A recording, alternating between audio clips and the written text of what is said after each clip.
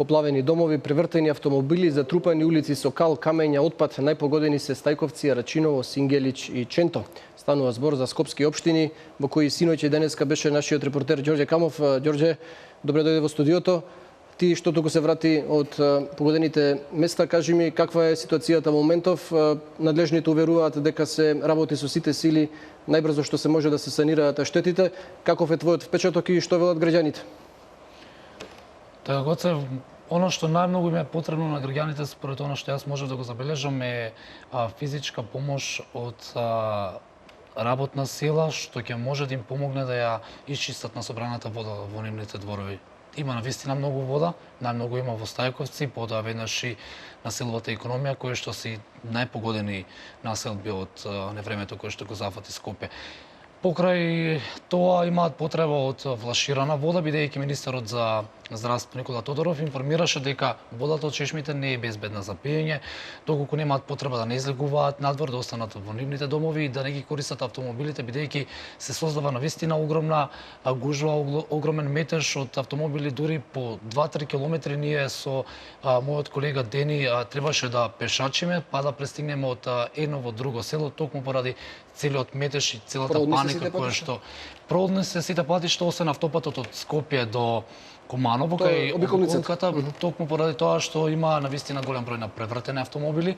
Овде поминуваат само оние автомобили кои што имаат потреба од едно во друго село да пристигнат, но доколку го користат овој автопат од Скопје до Куманово, за нив тоа не е дозволено, бидејќи има полиција на обиколките и ги пренасочува назад кон градот.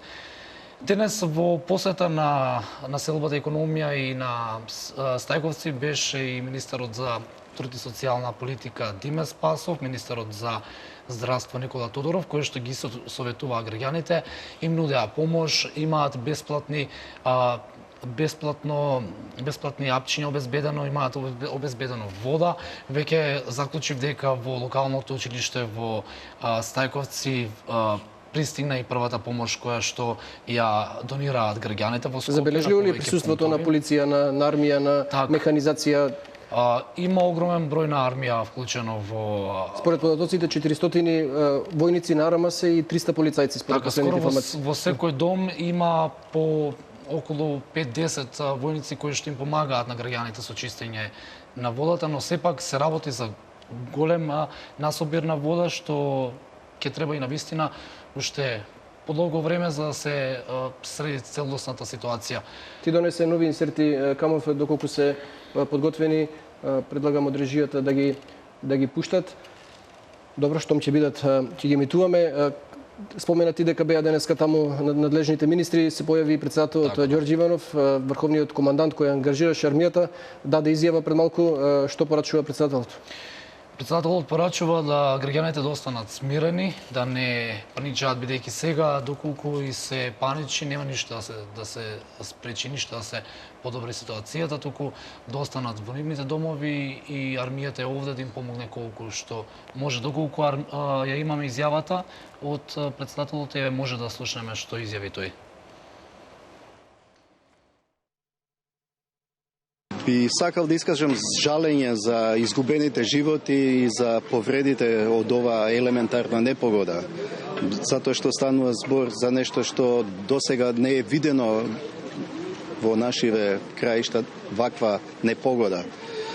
Би сакал исто така да искажам сочувство на семејствата на погинатите, затоа што штетата ќе се надокнади, повредените ќе се закрепнат, но изгубените животи не може се вратат. Жално е што изгубени се голем број на животи, човечки животи од оваа елементарна непогода, која за краток период направила пустош пред себе. Сега сме моментално на најпогодените делови, каде водата однела се пред себе, поплавени се многу домови, има уништена инфраструктурата, но тука се сите институции од државата и сите се ангажирани да се санираат сите овие штети. Вчера кога ја доби веста за невремето, веднаш донесов одлука да се ангажира армијата на Република Македонија, така што денес имаме 400 припадници на армијата кои помагаат на локалното население за да може да се справи со сите овие последици од невремето. Исто тука се 300 припадници на полицијата кои исто се вклучени и во потрага на некои можни жртви или во трагање по можеби и други изгубени животи. Како и секогаш во вакви услови нашето население знае да ја покаже својата хуманост и ги повикувам сите хумани луѓе да помогнат, бидејќи се отворени пунктови каде е неопходна пред се вода за граѓаните, храна и лекови. Се уват и компании кои сакат да помогнат.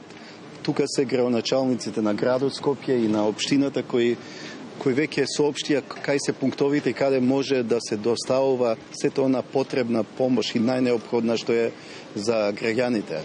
Инаку кризниот менеджмент е активиран, групата Управачкиот комитет вчера ги активира сите инструменти и мерки за вакви состојби и сите надлежни институции веќе се на терен. Не слушнавме камо изјавата на председателот. Спомена тој дека се ангажирани војниците и полицајците и во потрага по евентуални исчезнати и други загинати. Според информациите 6 се водат како исчезнати. Дали е ова последната бројка и дали жителите се во некаква потрага? Видовме дека денеска беа ангажирани и хеликоптери. Гоце се уште се трага по дел од исчезнатите во села Стајковци во населбата економија. Граѓаните кои што живеат таму, оние кои што ги бараат нивните пријатели, нивните роднини или од поблиското семејство, не молеа дури и нас, медиумските лица, нели помогнете ни. Еве, јас на овој начин би ги советувал сите гледачи кои што во моментов не гледаат на нашиот канал, доколку патуваат преку овие населби, доколку забележат дали безживотно тело или забележат некои лица залутани некаде, да ги пријават во МВР. На тој начин и ние медиумите и сите граѓани на Скопје и околината ќе помогнеме во пронаоѓање на ова. Телевизија Нова уште во текот на вчерашниот ден во вонредните вести во 12 часот информираше дека има и жртви, но се уште неофицијално информираше дека има и исчезната лица, така да се надам дека како започна сето ова ќе заврши во најскоро време. Тимеческа беше камов до 3 по полноќ таму, сега беше пак какви се твоите впечатоци, дали луѓето таму вечерва имаат услови да преноќат мирно или има потреба за дополнителна помош, евентуално да се евакуираат, се најавуваат и нови врнежи? Така, дел од лицата веќе им се исчистени нивните дворови или оние кои што живеат на повеќе спратна куќа може да преспијат во нивниот дом, доколку има лица кои што не можат да преспијат во нивниот дом, институциите обезбедија и транзитни центри, каде што ќе може да прифатен центар во училиштето во Маџари. Таму им се нуди и храна, им се нуди и вода и хигиена, така да може да ги користат овие транзитни центри за пренаоѓалиште. Камов ти благодарам за сите информации. Чекуваме твојот извештај да го погледнеме во текот на вечерта.